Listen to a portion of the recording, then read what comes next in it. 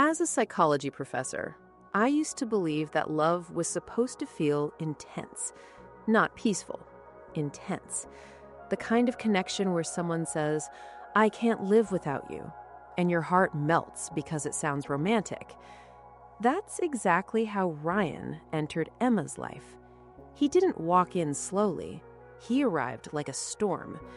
Every morning, there were long messages waiting on her phone. Every evening, surprise calls. He remembered tiny details about her childhood, her favorite coffee, even the songs she once mentioned in passing. "You're different," he would whisper. "No one understands me like you do." Emma had never felt so seen before. And that's the first psychology trick narcissists use to control you. They make you feel chosen, special, irreplaceable. Because once someone feels emotionally addicted to being admired, they become easier to manipulate later. At first, everyone around Emma thought Ryan was perfect. Her friends said, "You're lucky." Her mother smiled when he brought flowers. Even Emma started believing she had finally found someone who truly cared. But slowly, things began to change. Tiny things. Almost invisible. One night, Emma laughed while texting an old college friend. Ryan's smile disappeared. "Who's that?" "Just Daniel from university." "Oh," he said softly. "Interesting how you smile more at your phone than at me." It sounded harmless, but Emma instantly felt guilty. That's how it starts. Not with shouting, not with control, with guilt. The next few weeks became stranger. If Emma went out with friends, Ryan became cold afterward. If she didn't reply immediately, he'd say things like, "I guess I'm not important to you anymore. You've changed. You used to care." And somehow, Emma always ended up apologizing, even when she had done nothing wrong. This is called emotional conditioning. A narcissist trains your brain slowly. They reward you with affection when you obey and punish you emotionally when you don't. Without realizing it, Emma started changing herself. She stopped going out as much. She checked her phone constantly. She became anxious every time Ryan's tone changed. But the scariest part? She thought all of it was her fault. One evening, Emma sat across from her best friend Sophie at a cafe. "You don't smile anymore," Sophie said quietly. Emma forced a laugh. "I'm just tired." Sophie leaned closer. "No, you're scared." That sentence hit Emma harder than she expected. Because deep down, it was true. She was scared of disappointing Ryan, scared of making him upset, scared of losing the version of him she met in the beginning. And that's another dangerous trick narcissists use. They create a fantasy version of themselves in the beginning, so you spend the rest of the relationship trying to get that version back. The sweet messages became rare now. The compliments disappeared. But every time Emma felt ready to walk away, Ryan suddenly became loving again. Flowers, long apologies, tears. "I'm sorry," he'd whisper. "I just love you too much." And Emma stayed. Again and again. Because the human brain becomes addicted to inconsistency. Psychologists call it trauma bonding. When pain and affection come together repeatedly, the victim stops trusting logic and starts chasing emotional relief instead. Emma didn't know it yet, but Ryan was slowly isolating her from everyone who could save her. One day, he casually said, "Sophie doesn't really care about you." Then later, "Your family judges you."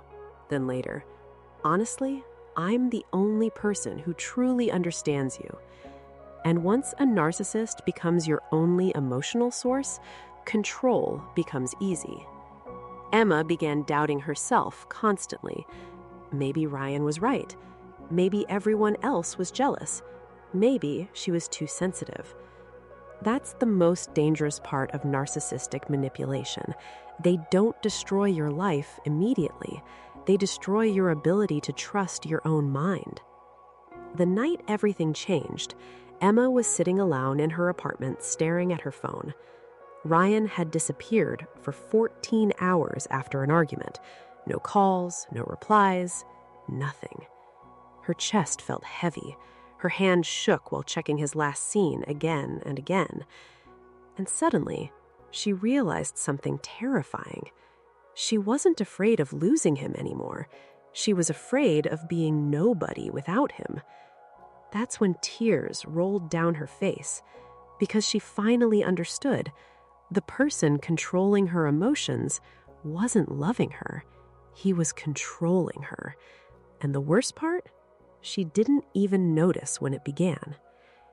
If you've ever met someone who made you question your worth, your sanity, or your reality, please pay attention to these signs, because emotional control rarely looks dangerous in the beginning. Sometimes it looks like love. And sometimes the people breaking you are the same people telling you they're protecting you.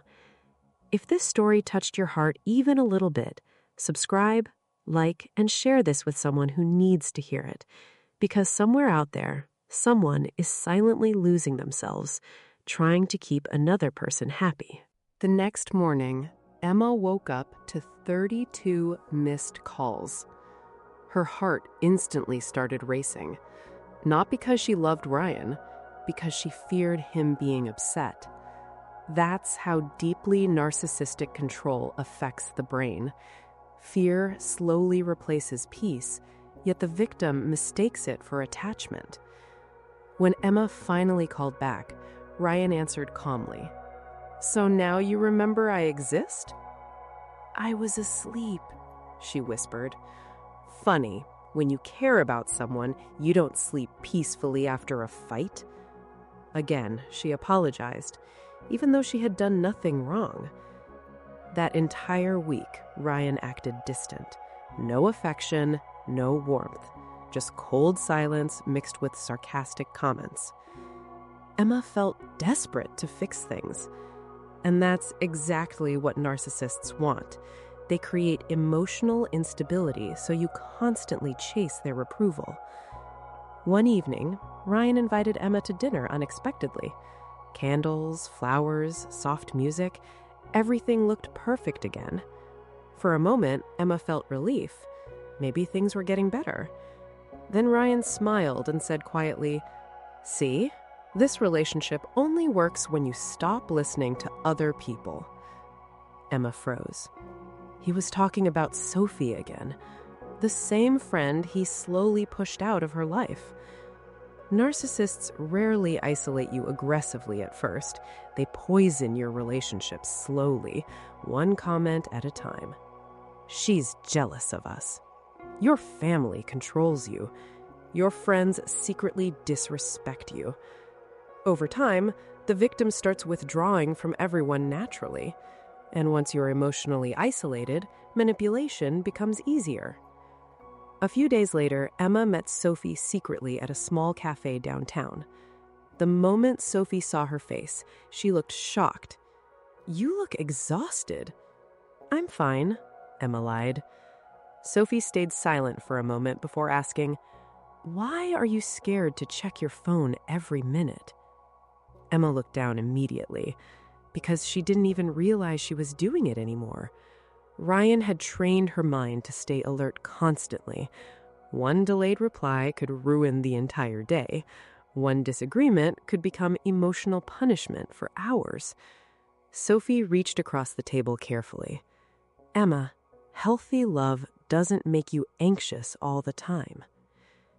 That sentence stayed in her head the entire night. Healthy love doesn't make you anxious. Then why was she always nervous? Why did she feel relief whenever Ryan acted normal again? That night, Emma finally confronted him gently. "Do you think we've become unhealthy?" Ryan stared at her silently, then suddenly laughed. "Wow, Sophie really got into your head." "No, I'm serious." His expression changed instantly. Cold, sharp, dangerous. You know what your problem is? You always play the victim. Her chest tightened. Within minutes, the conversation somehow became her fault again. Ryan accused her of being selfish, dramatic, emotionally unstable. And then came the most terrifying part: gaslighting. You're imagining things. That never happened. You're too sensitive. Slowly, Emma began questioning her own memory. Maybe she was overreacting. Maybe she really was the problem. That's why narcissistic abuse becomes so dangerous psychologically. The victim loses confidence in their own reality. Later that night, Emma stood alone in her bathroom mirror, staring into her tired eyes. She barely recognized herself anymore, and for the first time, a terrifying thought entered her mind. What if the person destroying her peace was the same person pretending to love her? Emma couldn't sleep after that night. Ryan's words kept replaying inside her head. You're too sensitive. You create problems. You're imagining things. At first, those sentences sounded ridiculous, but when someone repeats them constantly, your brain slowly starts accepting them as truth. That's the hidden power of psychological manipulation. It doesn't break you instantly. It rewires the way you think about yourself. The next few days became unbearable. Ryan acted completely normal again, almost charming. He sent sweet messages, bought her favorite coffee, even apologized for being stressed lately. And that confused Emma even more. Because how could someone so cruel suddenly become so loving? That emotional confusion is exactly what keeps victims trapped. Narcissists alternate affection and pain carefully. Your brain becomes addicted to the relief that follows emotional suffering, like surviving a storm and mistaking the silence afterward for love. One afternoon, Emma was scrolling through old photos on her phone when she noticed something disturbing. In older pictures, she looked alive. Bright eyes, big smile, confident posture. But recent photos felt different. She looked anxious, smaller somehow, as if pieces of her personality had quietly disappeared. That realization hit her hard. Ryan didn't enter her life to love her. He entered her life to control her. That evening, Ryan arrived at her apartment unexpectedly. The moment he walked in, he noticed her quiet expression. "What's wrong now?" Emma took a deep breath. "I don't think I'm happy anymore." Silence filled the room instantly. Ryan stared at her carefully, almost studying her reaction. Then suddenly, his entire personality changed. Tears filled his eyes. "I knew it. You're abandoning me just like everyone else." Emma froze. 5 minutes ago, he was cold and irritated. Now he looked broken and vulnerable. This is another powerful narcissistic tactic: victim reversal. The moment you confront them, they suddenly become the victim instead. Now, instead of discussing your pain, you end up comforting them. And it worked. Emma immediately felt guilty again. "I'm not abandoning you," she said softly. Ryan looked down dramatically. "I gave you everything. I loved you more than anyone ever will." That sentence pierced straight into her fears. Because deep down, Emma had started believing nobody else would ever love her. That's what emotional abuse does over time. It destroys your self-worth until toxic love feels better than loneliness. Ryan hugged Emma tightly that night, too tightly. "Promise me you'll never leave me." Emma didn't answer. Because for the first time, something inside her felt different. Not anger, not sadness, awareness. And awareness is dangerous to manipulators. Over the next week, Emma began noticing things she ignored before. How Ryan mocked her insecurities during arguments. How he ruined special moments right before important events. How every conversation somehow became centered around his feelings. Most terrifying of all, she realized she had stopped being herself just to keep him calm. That's when Emma secretly started researching narcissistic behavior online late at night. Every article felt like someone describing her exact relationship. Love bombing, gaslighting, isolation, trauma bonding, emotional control. Her hands trembled while reading, because the relationship she once called love suddenly looked like psychological captivity. And deep inside, Emma finally understood the truth she had avoided for months. Ryan never wanted a partner. He wanted power. And people addicted to power never let go easily. As a psychology professor, Emma stopped telling Ryan everything after that. For the first time in months, she started keeping parts of herself private again, and Ryan noticed immediately. "Why are you acting distant?" "Nothing's wrong," Emma replied carefully, but everything had changed. Once a victim becomes aware of manipulation, the narcissist starts losing control. That's when Ryan became more aggressive emotionally. Some days he ignored her completely for hours. Other days he overwhelmed her with affection, gifts, apologies, and promises about their future. It was emotional whiplash. Confusion mixed with hope, fear mixed with attachment. And Emma finally understood something terrifying. Ryan didn't actually want love. He wanted emotional dependence. One night, they argued again, after Emma refused to cancel dinner with her mother. Ryan exploded. "You always choose other people over me." Emma stayed silent. "You know what?" he snapped. "Nobody will ever love you like I do." That sentence once controlled her. Once, it would have shattered her confidence.